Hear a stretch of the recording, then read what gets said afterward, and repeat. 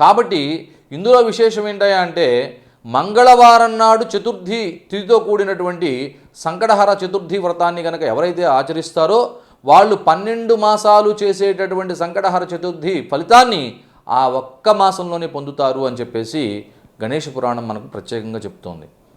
కాబట్టి విఘ్ననాయకుడు, ఆదిపూజ్యుడు, తొలి పూజలు అందుకునేటువంటి దేవుడుగా ఏ రోజునైతే గణపతి పట్టాభిషిక్తుడయ్యాడో ఆ రోజు నుంచి అంటే భాద్రపద శుద్ధ చవితి నాడు ఈ వినాయక వ్రతాన్ని ఆచరించడం అనేటువంటిది అనాదిగా వస్తున్నటువంటి ఒక గొప్ప ఆచారం. ఈ భాద్రపద మాసం వర్షాకాలం, ప్రకృతి అంతా కూడా పచ్చగా ఉంటుంది. అలాగే గణపతి కూడా ప్రకృతికి సంబంధించినటువంటి దేవుడు కాబట్టి ఆయన్ని 21 రకాల పత్రులతో మనం పూజించడం జరుగుతుంది.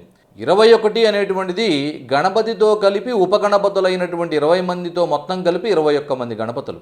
కాబట్టి 21 మందికి ప్రీతిగా 21 రకాలైనటువంటి పత్రితోటి, అలాగే ప్రసాదాలు కూడా 21 ఉండ్రాళ్ళు, 21 కుడుములు, 21 లడ్లు, ఇలా మనం ఏది చేసినా కూడా గణపతి యొక్క వ్రత విధానంలో 21 అనేటువంటిది ఒక ప్రత్యేకమైనటువంటి సంఖ్యతో ఉండడం జరుగుతూ ఉంటుంది.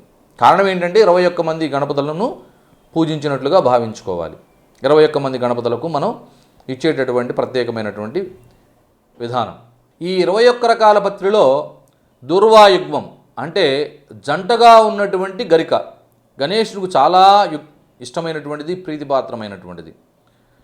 ఒక్క దూర్వాయుగ్మంతో పూజ చేసినప్పటికీ కూడా గణపతి చాలా ప్రీతి చెందుతాడు. ఓషధీ శక్తి కలిగినటువంటి ఈ పత్రి అంటే ఆకులను, గరికను ఆహారంగా భుజిస్తుంది. కాబట్టి గజము చాలా బలసంపన్నంగా, ఆరోగ్యంగా, బుద్ధి కుశలతను కలిగి ఉంటుంది. ఉదర సంబంధమైన, నేత్ర సంబంధమైనటువంటి వ్యాధులను నివారించే ఓషధి గుణాలన్నీ కూడా ఈ పత్రిలో ఉన్నాయి. అలాగే వినాయకుడిని నిమజ్జనం చేయడంలో ఉన్నటువంటి విశేషత ఏంటి అంటే ఇందాక మనం చెప్పుకున్నట్లుగా శివుడు త్రిశూలంతో ఖండించినటువంటి 21 గణపతుల యొక్క శిరస్సులు సముద్రంలో పడవేయడం జరిగింది. కలియుగంలో పార్థివ లింగానికి పూజ చేయడం ద్వారా అంటే ఏంటి, మట్టితో చేసినటువంటి శివలింగానికి అర్చన చేయడం, ఇది కలియుగంలో చాలా విశేషమైనటువంటిది, శీఘ్రంగా ఫలితం ఇచ్చేటువంటిది. కాబట్టి గణపతి కూడా మట్టితో చేసినటువంటి గణపతి పూజ చేసినట్లయితే శీఘ్రంగా మనకు ఫలితాన్ని ఇస్తాడు అని చెప్పేసి గణేష్ పురాణం చెప్తోంది. కాబట్టి మట్టితో చేసినటువంటి ప్రతిమకి ఎక్కడి నుంచి వస్తుంది ఆ శక్తి అంటే భూమికి ఉండేటటువంటి సహజమైనటువంటి శక్తి అంతా కూడా ఆ మట్టిలో ఉండడం వల్ల మట్టికి సహజంగానే ప్రాణం ఉంటుంది, జీవం ఉంటుంది.